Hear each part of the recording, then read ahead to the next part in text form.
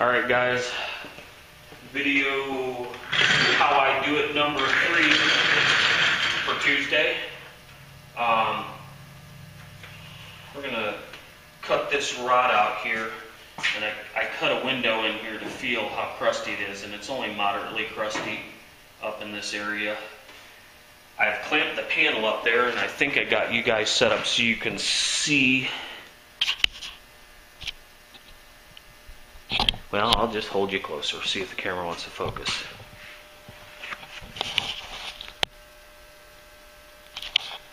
See, there's a black Sharpie mark. Well, I had the panel clamped up where it goes, and that's as big as the patch is, so we can't go bigger than that. My goal is to go much smaller than that, and I don't like the square. You can see this is squared off here. I don't like that. I'm going to round the patch anyway. It's a touch more welding. It's a bit of a stronger weld. Some people might argue that. I'm not a professional welder, it's just my belief. So we're going to use something that a lot of guys are a little timid to use here. It's a cut-off wheel on a die grinder. I have the handle off of it so I can hold it and control it. And I'm going to cut, so I'm throwing sparks away from the rest of the vehicle. So my first cut, I'm going to have to go that way, but I'm actually going to be standing in front of it, and you're not going to see that part because I'm going to be blocking the shot. But I'm going to take, and I put tape around here because tape will stay on the vehicle, whereas I might lose my bearing if I can't see the mark. There's a good contrast between the red and the tan colored tape. So that's why I use the tape. So I'm going to get to it.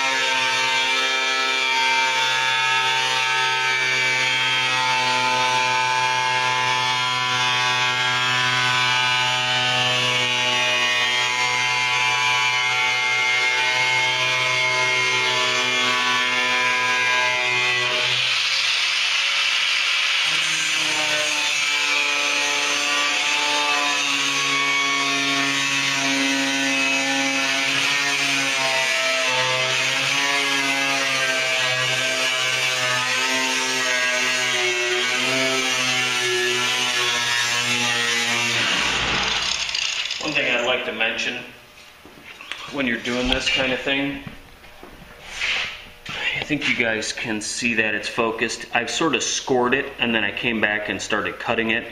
That'll help your grinder find an edge because it tends to get grabby if you just try and go for the gold on the first shot.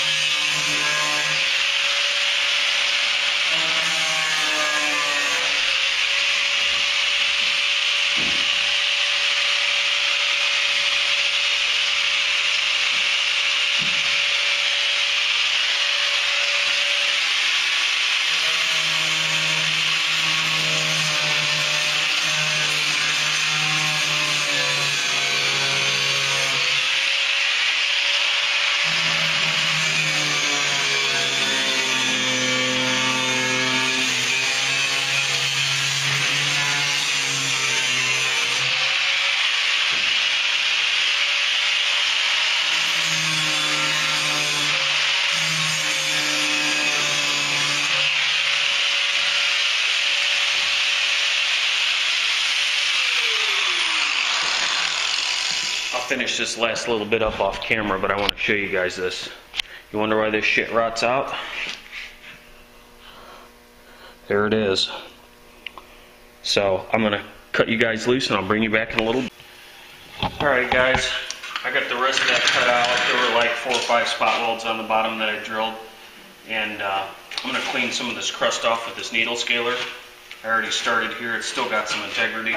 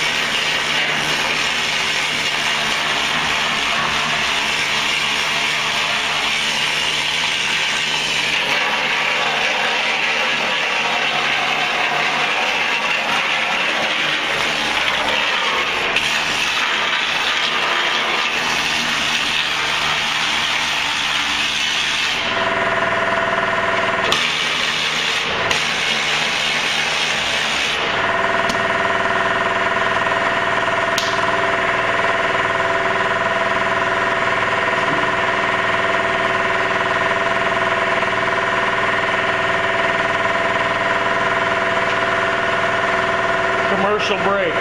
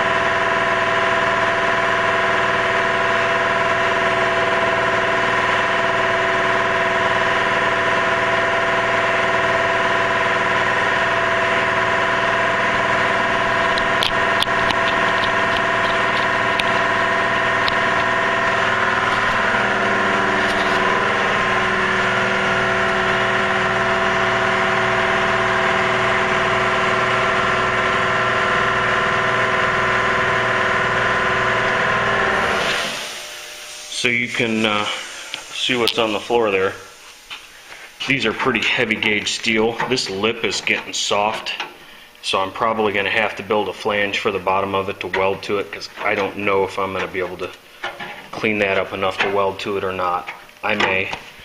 I will take the needle scaler in there and clean all of that rust crust out of there and treat that with phosphoric acid after I get this panel fitted up, and I'll let that set. It's going to have to get treated several times, so I will bring you back when I got more, but I wanted to show you guys, you know, how bad these get in here, and I feel that this one was caught early.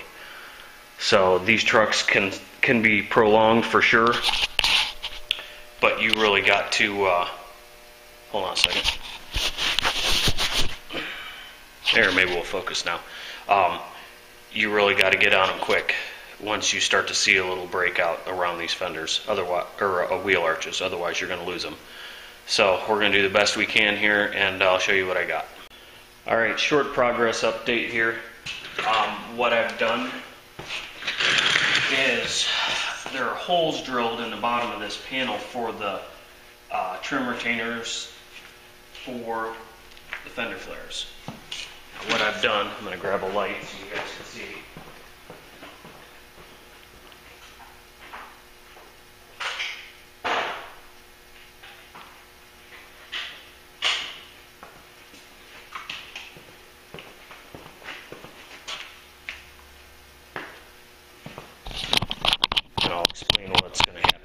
fast here.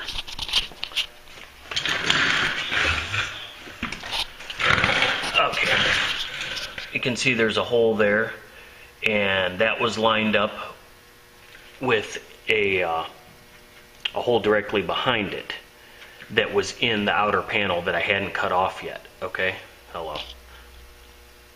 So I got it all fitted up there, and what I did was I got all these holes lined up, and you can see, maybe you can see my finger behind that. There's a hole. This one lines up with a hole. This one lines up with an oval shaped hole, and so on and so forth. But most importantly, these two holes were my areas I wanted to line up. So I got it clamped in there, and I put a piece of tape along here and cut a line, and I scored the whole panel off so that I could get it to fit in between here and this side right here. Okay, so then I took the panel off. I already had a line scored in the existing body metal, and I connected that. If you guys remember, there was a line that in an arc that went around the top of that. I connected all that together. Now, what I'm going to do with this, I'm not going to butt weld the whole panel. I'm going to butt weld in here on both sides of the wheel arch and across here on the outside. Then all along that arc, I'm going to flange it, because you can actually get from the other side, you can get inside this wheelhouse. And I'm going to clean that all up nice, because I can stick my arm up around the back here and get my head to where I can see a little bit back there. And there's a plastic panel back there I can take out. I can clean that all up and brush some epoxy on that seam after I scuff it up real good. And then after that's done, I can put seam sealer on it, and that'll seal that seam up completely back there.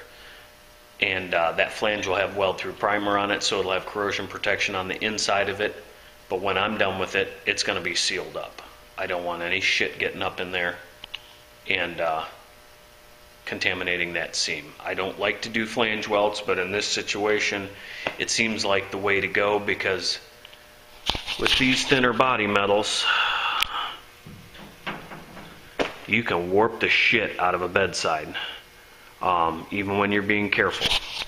So I'm going to get this cut out and flanged, and I'll show you how that's going. We'll see you in a bit.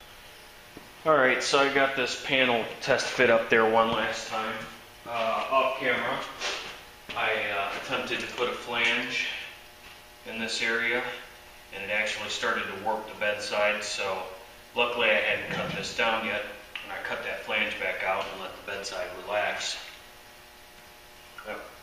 It waved it up pretty bad.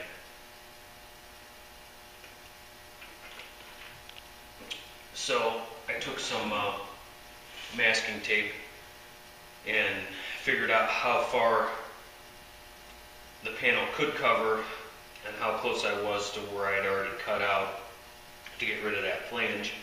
And I marked that with tape on this panel and cut this panel down.